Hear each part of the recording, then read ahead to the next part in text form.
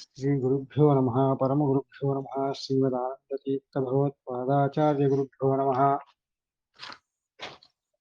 देवं नारायणं नत्वा सर्वदोषविवर्जितं देवं नारायणं नत्वा सर्वदोषविवर्जितं देवं नारायणं नत्वा सर्वदोषविवर्जितं परिपूर्णं गुरुश्चान्गीतार्थं वक्ष्यामि लेशतः। परिपूर्णं गुरुश्चान्गीतार्थं वक्ष्यामि लेशतः परिपूर्णं गुरुश्चान्गीतार्थं वक्ष्यामि लेशतः समस्तगुणसम्पूर्णं सर्वदोषविवर्जितं समस्तगुणसम्पूर्णं सर्वदोषविवर्जितं समस्तगुणसम्पूर्णं सर्वदोषविवर्जितं नारायणं नमस्कृत्य गीतातात्पर्यमुच्यते। नारायणं नमस्कृत्य गीतातात्पर्यमुच्यते नारायणं नमस्कृत्य गीतातात्पर्यमुच्यते आपादमौलिपर्यन्तं गुरूणामाकृतिं स्मरेत् तेन विघ्नाः प्रणश्यन्ति सिद्ध्यन्ति मनोरथाः। आपादमौलिपर्यन्तं गुरूणामाकृतिं स्मरेत् तेन विघ्नाः प्रणश्यन्ति सिद्ध्यन्ति च मनोरथाः।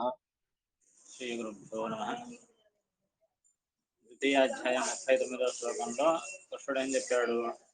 ఏషా తే విహితా సంఖ్యే బుద్ధిర్యోగే త్విమాం శృణు బుద్ధ్యా యుక్తో యయా పార్థ కర్మబంధం ప్రహాస్యసి. ఇంతవరకు నీకు సాంఖ్యే బుద్ధి అభిహిత, సాంఖ్యమునందు బుద్ధిని చెప్పాను, ఇక ముందు యోగమునందు బుద్ధిని చెబుతాను విను. దేన్ని అనుసరిస్తే కర్మబంధాన్ని నీవు పోగొట్టుకొని మోక్షాన్ని పొందుతావో అటువంటి బుద్ధి యోగాన్ని చెబుతాను అన్నాడు. ఇక్కడ వచ్చినటువంటి సాంఖ్యము, యోగము, బుద్ధి అనే పదాలకు అర్థాన్ని చెబుతూ ఉన్నాడు. సాంఖ్యము, యోగము అంటే లోకములో ప్రసిద్ధమైన సాంఖ్య శాస్త్రము, యోగ శాస్త్రము అనే అర్థం కాదు. సాంఖ్యము అంటే విజ్ఞానానికి సాంఖ్యము అని పిలుస్తారు. సాంఖ్యం జ్ఞానం అని శ్రీమదాచార్యులు చెప్పారు. యోగ అంటే ఉపాయ అనే అర్థాన్ని చెప్పారు. సో సాంఖ్యము అంటే జ్ఞానము అనే అర్థము, యోగము అంటే ఉపాయము అని అర్థం. అంటే ఇంతవరకు నీకు సాంఖ్యము గురించి చెప్పాను అంటే ఇంతవరకు ఏం చెప్పారు? జీవుని యొక్క తత్వజ్ఞానాన్ని కదా చెప్పింది. జీవుడు నిత్యుడు, అతనికి చావు లేదు, దేహం మాత్రము నశిస్తుంది, జీవుడు అనాది నిత్యుడు, అచ్ఛేద్యుడు, అభేద్యుడు, ఇవన్నీ కూడా జీవుని యొక్క జ్ఞానం గురించి చెబుతూ వచ్చారు. కనుక ఇక్కడ సాంఖ్యము అంటే జ్ఞానము అనే అర్థం చెబితే సమంజసంగా సరిపోతుంది. సాంఖ్యము ఇంతవరకు నీకు సాంఖ్యాన్ని గురించి చెప్పాను అంటే ఆత్మతత్వ జ్ఞానం గురించి చెప్పాను. ఇక ముందు చెప్పబోయేది ఏమిటి అంటే జ్ఞానానికి సాధనాలను చెబుతాడు ఇక ముందు.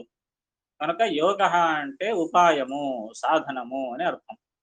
ఇక ముందు నీకు జ్ఞాన సాధనము గురించి చెప్పబోతాను అని కృష్ణుడు అన్నాడు. కనుక ఇక్కడ సాంఖ్య యోగ శబ్దములకు ఏమని అర్థము? జ్ఞానము, జ్ఞాన సాధనము, ఉపాయము అని అర్థం అని చెప్పారు. చెప్పండి.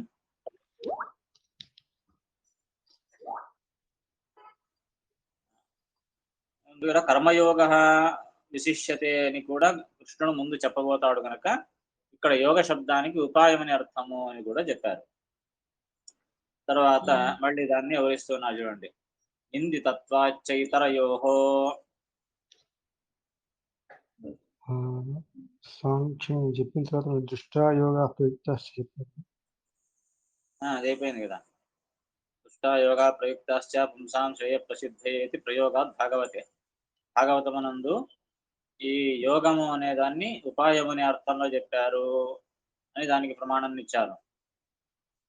తర్వాత నేతరౌ సాంఖ్యయోగౌ ఉపాదేయత్వేన వివక్షితౌ కుత్రచిత్ సామస్యేన. అంటే ఈ సాంఖ్యయోగములను అంటే ప్రసిద్ధమైన సాంఖ్య శాస్త్రము, యోగ శాస్త్రము వీటిని ఉపాదేయత్వేన అంటే స్వీకరించాలి అని ఎక్కడ కూడా వివక్షితము కాలేదు. సంపూర్ణంగా శాస్త్రములు ఉపాదేయములు స్వీకరింపవచ్చు అని ఎక్కడ చెప్పలేదు. తర్వాత కర్మయోగ ఇత్యాది ప్రయోగాచ్చ. ముందే కృష్ణుడు ఇదే గీతలో కర్మయోగ విశిష్యతే అని కర్మయోగాన్ని పొగుడుతూ ఉన్నాడు కనుక ఇక్కడ యోగం అంటే ఉపాయం అని అర్థం చెప్పాలి అన్నంత వరకు చెప్పుకున్నాం. అంతే కదా.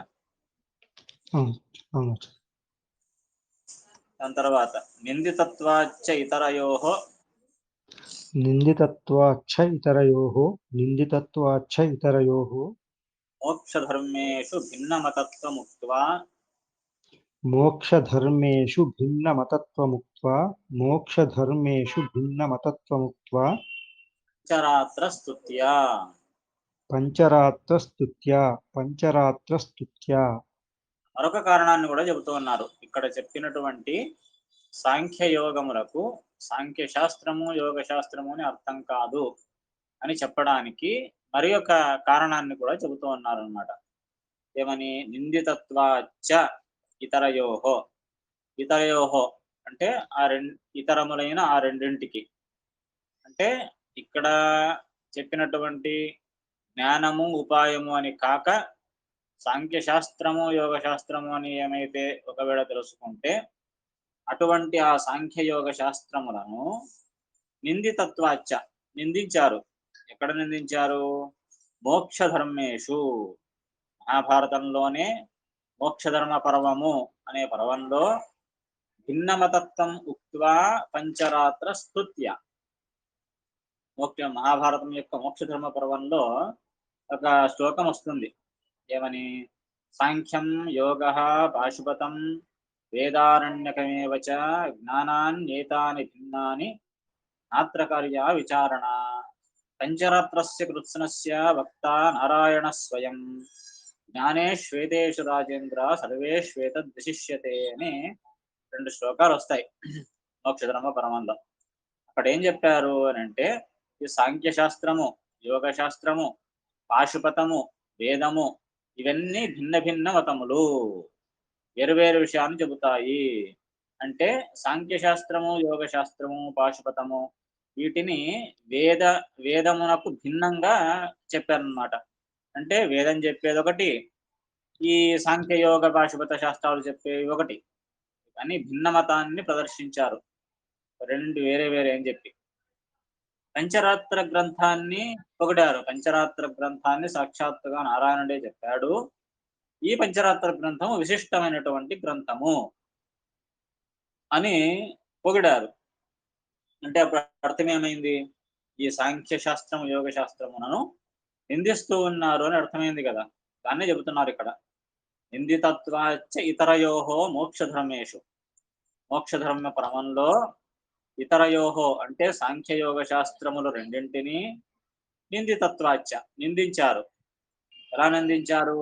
భిన్నమతత్వం ఉక్త్వ, అవి భిన్నమతములు, వేదము కంటే భిన్నములైనవి అని చెప్పి, భిన్నమతత్వం ఉక్త్వ, ఉక్త్వ అంటే చెప్పి, ఏం చెప్పి? భిన్నమతత్వం, వేదము కంటే ఇవి భిన్నములైనవి అని చెప్పి, అంతేగాక పంచరాత్ర స్తుత్య, పంచరాత్ర గ్రంథమును స్తుతించి ఈ విధమైన మాటలను చెప్పారు. కనుక సాంఖ్యయోగ శాస్త్రములను నిందించడం కనిపిస్తుంది తప్పనిస్తే వాటిని పొగటం కనిపించదు.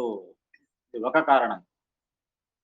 మరొకటి, మరి అలాగైతే వేదాలు పంచరాత్ర గ్రంథాన్ని పొగిడారు, మరి వేదాన్ని పొగడలేదు కదా, అలాగైతే వేదము కూడా నింద్యమని అర్థమా అని అంటే అందుకు చెబుతారు, వేదానాంతు ఏకార్థత్వాత్ వేదానాంతు ఏకార్థత్వాత్ వేదానాంతు ఏకార్థత్వాత్ విరోధః, న విరోధః వేదానాంతు వేదములకైతే ఏకార్థత్వాత్ అంటే ఈ పంచరాత్రము యొక్క ఏకార్థత్వం ఉన్నది.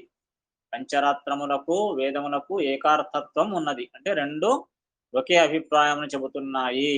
అందుకే న విరోధః, విరోధమేమీ లేదు అని చెబుతున్నారు. మరి సాంఖ్యయోగ శాస్త్రములు వేదములు భిన్న భిన్నమని చెప్పారు కదా, అక్కడ ఉండేటటువంటి భిన్నత్వము అనేది ఆ సాంఖ్య శాస్త్రము కంటే భిన్నమైనది అని అర్థం తప్పనిస్తే పంచరాత్రము కంటే భిన్నమైనది అని చెప్పలేదు వేదములకు. సాంఖ్యయోగ శాస్త్రముల కంటే భిన్నమైనది అని చెప్పారనమాట అని చెబుతారు. పార్థక్యంతు పార్థక్యంతు పార్థక్యంతు సాంఖ్యాద్యపేక్షయా యుక్తం, సాంఖ్యాద్యపేక్షయా యుక్తం సాంఖ్యాద్యపేక్షయా యుక్తం. పార్థక్యం అంటే పృథక్తము, డిఫరెన్స్ అన్నమాట. పార్థక్యం అంటే డిఫరెన్స్. ఈ డిఫరెన్స్ అనేది దేనికి చెప్పారు? సాంఖ్యాద్యపేక్షయ. సాంఖ్యము మొదలైన శాస్త్రములకు, వేదములకు భిన్నత్వమున్నది అని చెప్పారు. అంతే తప్పనిస్తే పంచరాత్రానికి, వేదానికి భిన్నత్వం ఉందని చెప్పలేదు. అదే అంటున్నారు. పార్థక్యంతు అంటే ఈ డిఫరెన్షియేషన్ అనేది సాంఖ్యాద్యపేక్షయా యుక్తం. సాంఖ్యము మొదలైన శాస్త్రములకు చెప్పారు గనక అది యుక్తమైనదే అని అర్థం. అలాగైతే వేదములకు, పంచరాత్రానికి ఏకార్థత్వం ఉన్నది అని చెప్పారా అని సంశయం వస్తుంది. దానికి చెప్తారు మరొక మాట. తత్రైవ చిత్రశిఖండి శాస్త్రే तत्रैव चित्तशिखण्डिशास्त्रे तत्रैव चित्तशिखण्डिशास्त्रे చరాత్రమూలే पञ्चरात्रमूले వేదైక్యోక్తేశ్చ वेदैक्योक्तेश्च वेदैक्योक्तेश्च తత్రైవ అక్కడే అదే సందర్భంలోనే చిత్రశిఖండి శాస్త్రే చిత్రశిఖండి అనే ఒక శాస్త్రము. ఆ చిత్రశిఖండి శాస్త్రము అది ఎక్కడిది? అంటే పంచరాత్రములే. పంచరాత్రములో ఉండేటటువంటి పంచరాత్రమును మూలముగా కలిగిన చిత్రశిఖండి శాస్త్రమునకు వేద ఐక్య ఉక్తేశ్చ. అది వేదమునకు ఐక్యము. అంటే వేదము యొక్క అభిప్రాయాన్ని చెబుతుంది అని చెప్పారు. చిత్రశిఖండి శాస్త్రం ఎక్కడిది? పంచరాత్రంలోనిది. సో దానికి వేదమునకు సమాన అభిప్రాయమును చెబితే ఏమని అర్థం అప్పుడు? పంచరాత్రాగమము కూడా వేదమునకు సమానార్థకము అని స్పష్టమవుతుంది. సో అప్పుడు ఏమి అర్థమైంది? ఇవన్నీ గమనిస్తే మనకు పంచరాత్రము, వేదము ఇవి ఒకే అభిప్రాయాన్ని చెబుతూ ఉన్నాయి. వీటికి విరుద్ధంగా సాంఖ్య శాస్త్రము, యోగ శాస్త్రము, పాశుపత శాస్త్రము చెబుతున్నాయి. ఈ పంచరాత్ర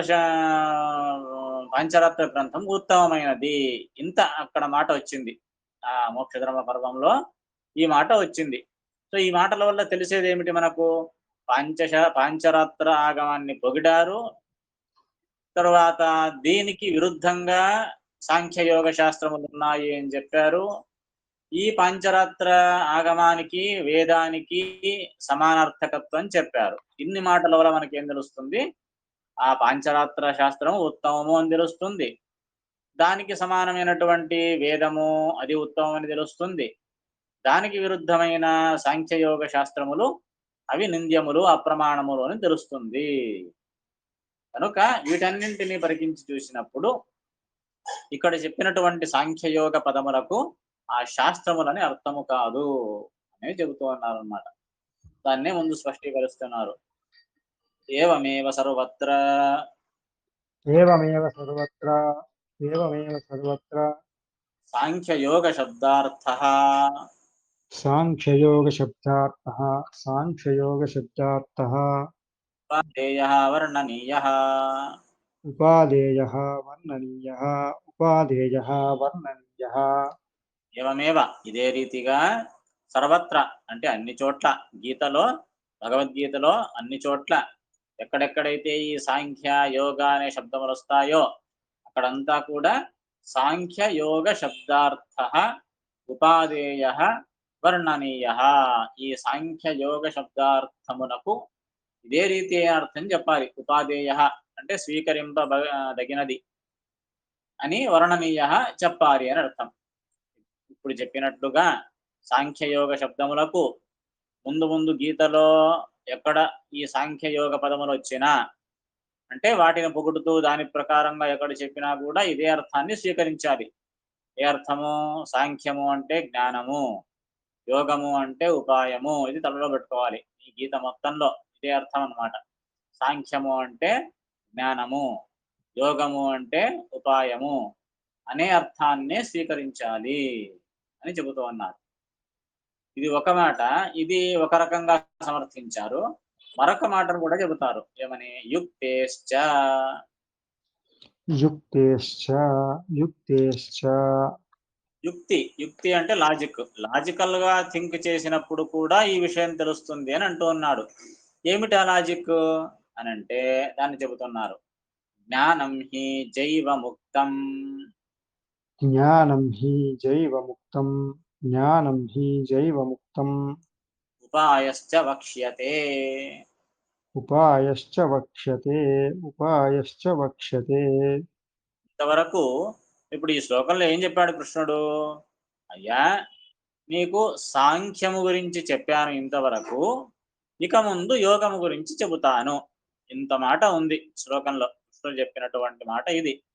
ఇంతవరకు సాంఖ్యం గురించి చెప్పాను, ఇక ముందు యోగం గురించి చెబుతాను అని ఉంది శ్లోకంలో. మరి ఇంతవరకు చెప్పింది ఏమిటి కృష్ణుని మాటల్లో? జీవుని జ్ఞానం గురించి చెప్పారా? అదే చెప్తున్నారు, జ్ఞానం హి జైవం ఉక్తం. జైవం అంటే జీవ సంబంధమైన అని అర్థం. జీవ సంబంధమైనది జైవము. జైవం జ్ఞానం అంటే జీవ సంబంధమైన జ్ఞానము ఉక్తం చెప్పబడింది. ఇంతవరకు చెప్పబడింది ఏమిటి? జీవ సంబంధమైన జ్ఞానం చెప్పబడింది.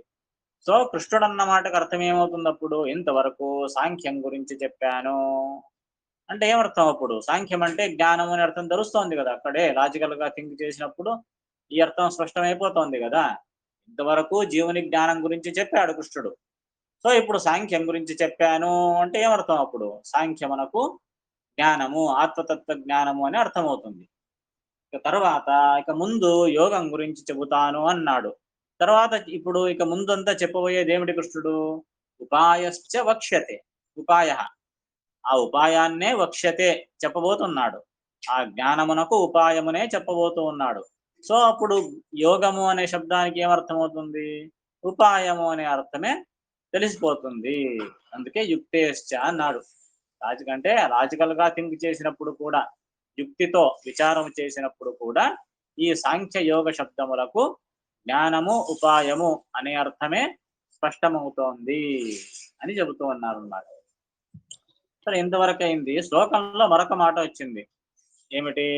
ఏషా తేభిహిత సాంఖ్యే బుద్ధి యోగేతు ఇమాం శృణు అన్నాడు. ఏమన్నాడు? సాంఖ్యము గురించిన బుద్ధి చెప్పాను, ఇక ముందు యోగము గురించిన బుద్ధి చెబుతాను అన్నాడు.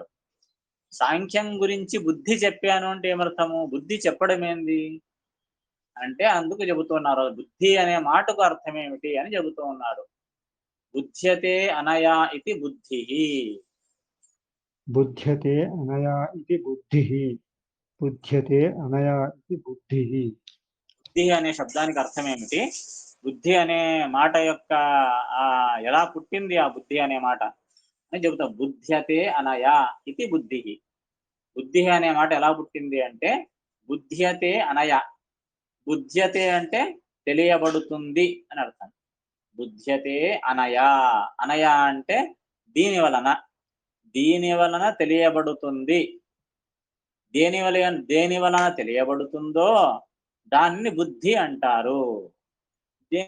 దేని వల్ల తెలుస్తుంది అంటే మాటల వల్ల తెలుస్తుంది. కదా, ఇప్పుడు జ్ఞానం ఎలా కలుగుతుంది? కృష్ణుడు ఉపదేశిస్తే కృష్ణుని యొక్క మాటల వలన జ్ఞానం కలుగుతోంది కదా అర్జునునకు. సో ఇప్పుడు దేని వలన బుద్ధి కలుగుతోంది? దేని వలన జ్ఞానం కలుగుతోంది అంటే కృష్ణుని యొక్క మాటల వల్ల. సో ఇక్కడ బుద్ధి అంటే అర్థం ఏమిటి? పలుకులు, మాటలు అని అర్థం. వాక్యము అని అర్థం అన్నమాట. నేను ఎంత సుందరమైన అర్థం చెప్తున్నారు. బుద్ధి అనే శబ్దానికి ఏమర్థము? మాటలు అని అర్థం. ఎలా వస్తుంది బుద్ధి అనే పదానికి మాటలు అనే అర్థం ఎలా వస్తుంది అంటే బుధ్యతే అనయ అనే ఒక ఎటిమాలజీ ప్రకారంగా, అంటే దేని వలన తెలియబడుతుందో దానిని బుద్ధి అని పిలుస్తారు. దాన్నే వివరిస్తున్నారు ముందు వాక్యంలో. సాంఖ్య విషయ యయా వాచా బుధ్యతే. సాంఖ్య విషయః యయా వాచా బుధ్యతే సాంఖ్య విషయః యయా వాచా బుధ్యతే సా వాక్ అభిహిత ఇత్యర్థః. సా వాక్ అభిహితా ఇత్యర్థః సా వాక్ అభిహితా ఇత్యర్థః. సో ఇప్పుడు బుద్ధి అంటే మాటలు అని అర్థం. అంటే ఏమని ఇప్పుడు శ్లోకంలో ఏమర్థమైంది? ఏషా తే అభిహిత సాంఖ్యే బుద్ధి అని ఉంది శ్లోకంలోన. జాగ్రత్తగా గమనించండి. ఏషా తే అభిహిత సాంఖ్యే బుద్ధి అంటే సాంఖ్యే, సాంఖ్య విషయమునందు, తే నీకు, బుద్ధి అభిహిత, బుద్ధి చెప్పబడినది అంటే ఏమర్థం? అదే చెప్తున్నారు ఇక్కడ. సాంఖ్య విషయ అంటే సాంఖ్య సంబంధమైన విషయము. సాంఖ్యం అంటే జ్ఞానం అని చెప్పారు ఇంతకు ముందు.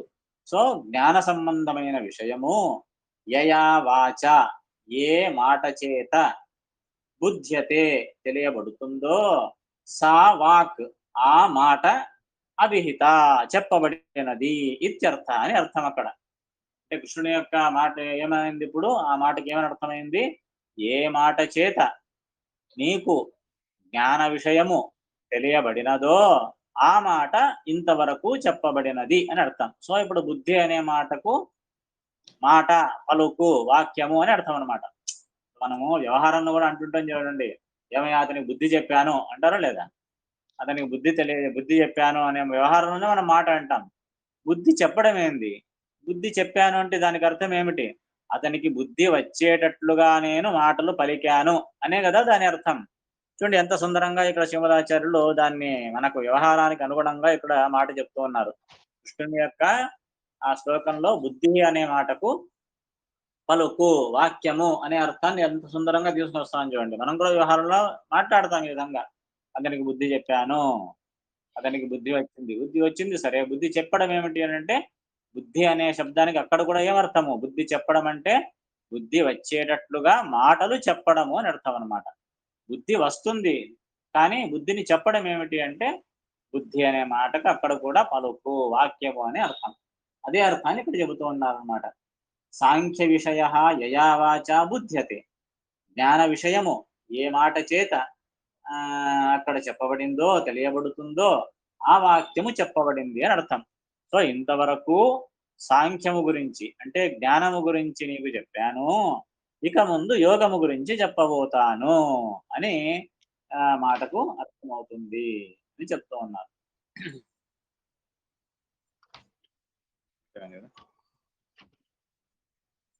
అర్థమైంది.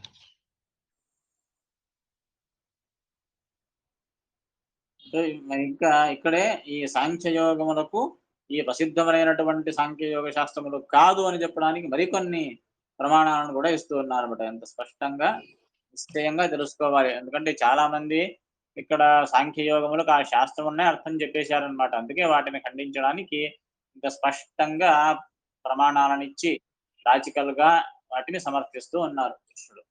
ముందు కూడా దాన్నే చెబుతూ ఉన్నారు. సమ్యక్ ఖ్యాతి జ్ఞానం సాంఖ్యం. సమ్యక్ ఖ్యాతి జ్ఞానం సాంఖ్యం. సమ్యక్ ఖ్యాతి జ్ఞానం సాంఖ్యం. సో సాంఖ్యం అనే పదానికి ఆ పదార్థాన్ని వివరిస్తూ ఉన్నాను అనమాట. సాంఖ్యం అంటే అర్థం ఏమిటి? ఆ పదం ఎలా వచ్చింది? సాంఖ్య అంటే సమ్యక్ ఖ్యాతి. ఖ్యాతి అంటే జ్ఞానము అని అర్థం. సమ్యక్ ఖ్యాతి అంటే సమీచీనమైన జ్ఞానము అని అర్థం. ఆ పదాన్ని విడదీసి చూసినప్పుడు కూడా ఇదే అర్థమే తెలుస్తుంది మనకు. సమ్యక్ ఖ్యాతి జ్ఞానం సాంఖ్యం.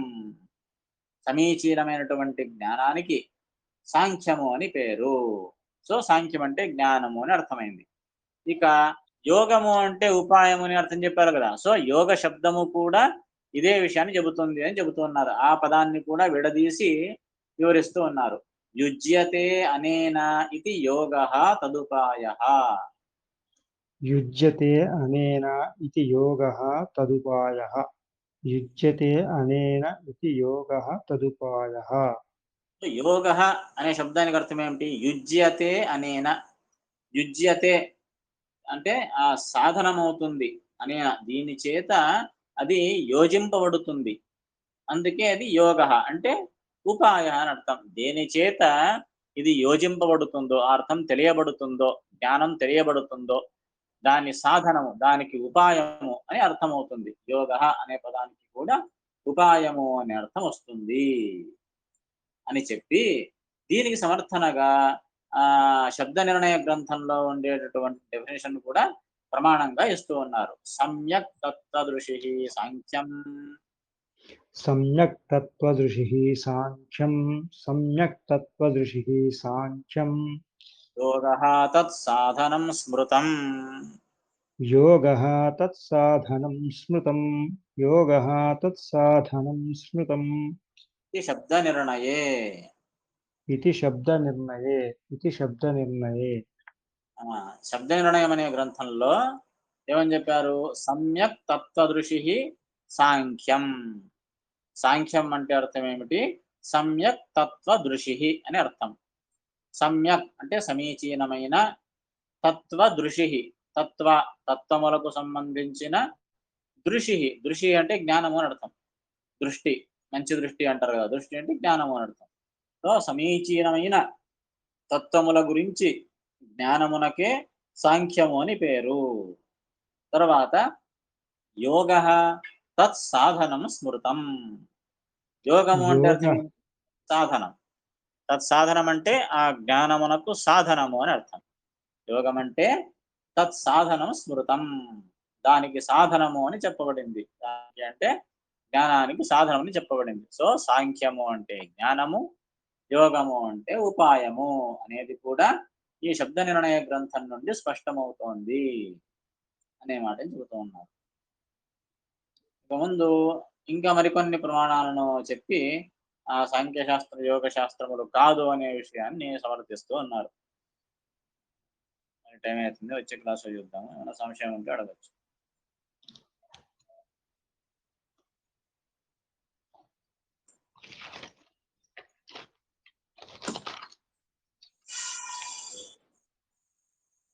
आचार्य ఇక్కడ సాంఖ్యయోగ శబ్దార్థः ఉపాదేయः వర్ణనీయः అని చెప్తారు కదా పైన శ్లోకం. సాంఖ్యబ్ద ఉపాదేయ అంటే స్వీకరింపతగినది అని అర్థం. స్వీకరింపతగినది అని వర్ణనీయ, చెప్పడము. వర్ణనీయం అంటే చెప్పడం అని అర్థము. ఈ సాంఖ్యయోగ శబ్దములకు ఈ అర్థాన్ని ఉపాదేయ అంటే స్వీకరించాలి అని చెప్పడం అని అర్థం. ఓకే.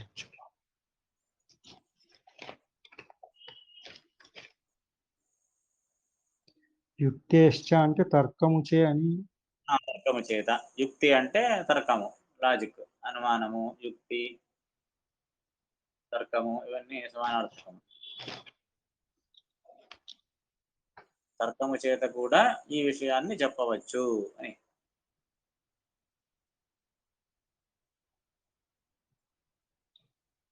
సరే. రేపు ఏకాదశి వద్దు, మళ్ళీ ఎల్లుండి కూర్చో. చాతుర్మాస్యం.